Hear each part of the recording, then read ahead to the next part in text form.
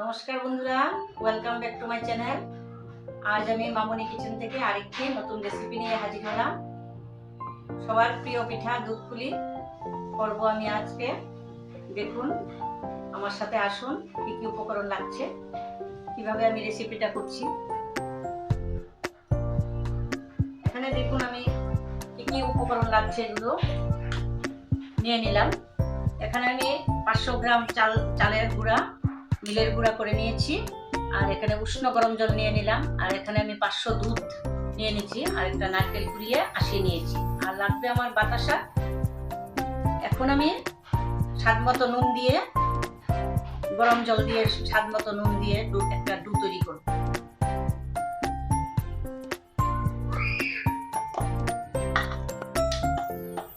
দেখুন বন্ধুরা, আমি এখন উষ্ণ গরম জল দিয়ে গুঁড়িটা একটা ডু তৈরি করে নিলাম।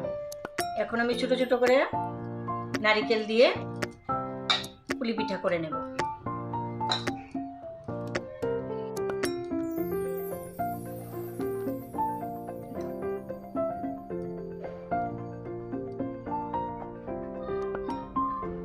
দেখুন বন্ধুরা, আমি এখন পিঠাগুলো একটা একটা করে পিঠেগুলো প্রথমে করে নেব। ভিতরে নারকেল দিয়ে এরকম বাটি বানিয়ে এরকমভাবে ভিতরে নারকেল দিয়ে এরকমভাবে আমি ছোট ছোট করে পুলি পিঠাগুলো আগে তৈরি করে নেব।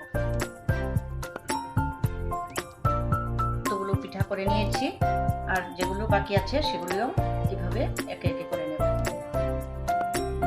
তারপর আমি চুলায় যাব, জাল দেব, তারপর আমি পুলি পিঠাটি করব।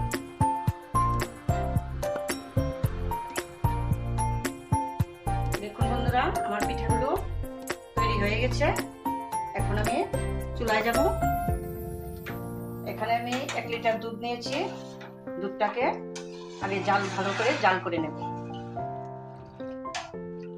দুধটা জাল করে দুধের মধ্যে আমি একটা তেজপাতা দেব, এলাচি দেব।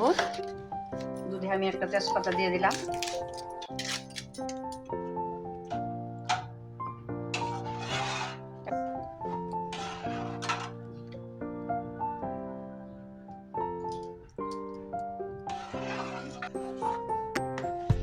দেখুন বন্ধুরা, আমার দুধটা জাল হয়ে গেছে। দেখুন কিরকম ঘন হয়েছে, দুধটা একদম লাল হয়ে গেছে। দেখুন দুধটা খুব সুন্দর জাল হয়েছে। এখন আমি পিঠাগুলো ছেড়ে দেব।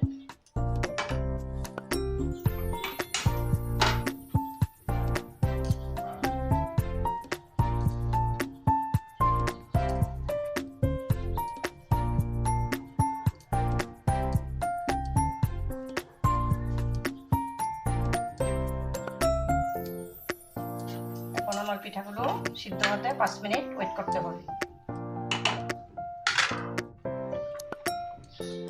দেখুন বন্ধুরা, আমার পিঠাগুলো সিদ্ধ হয়ে গেছে। এখন আমি বাতাসা দিয়ে দেব।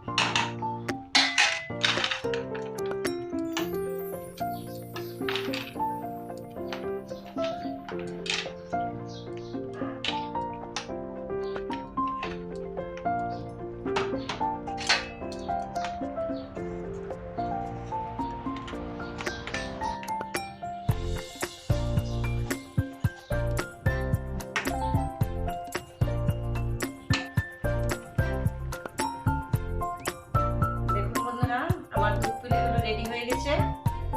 আমার রেসিপিটি যদি ভালো লাগে একটা লাইক করবেন এবং কমেন্ট করে অবশ্যই জানাবেন, এবং সাবস্ক্রাইব করে আমার পাশে থাকবেন।